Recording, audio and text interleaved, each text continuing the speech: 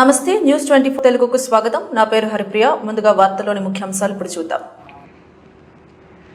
Secunderabad assembly పరిధిలోని బౌద్ధనగర్ డివిజన్లో Bharatiya Janata party ఆవిర్భావ దినోత్సవాన్ని ఘనంగా నిర్వహించారు. ఈ సందర్భంగా బీజేపీ కార్యకర్తలు సమూహంగా కలిసి స్వచ్ఛ భారత్ కార్యక్రమాన్ని చేపట్టి పరిసర ప్రాంతాలను శుభ్రం చేశారు. పారిశుద్ధ్యంపై ప్రజల్లో అవగాహన పెంచే ఉద్దేశంతో ఈ కార్యక్రమాన్ని ముందుకు తీసుకువచ్చారు. ఈ కార్యక్రమం అనంతరం మహాత్మా గాంధీ విగ్రహానికి పూలమాలలు వేసి ఘనంగా నివాళులు అర్పించారు. ఈ కార్యక్రమంలో కంటెస్టెంట్ కార్పొరేటర్ మేకల కీర్తి, హర్ష కిరణ్ ముఖ్య అతిథులుగా పాల్గొన్నారు.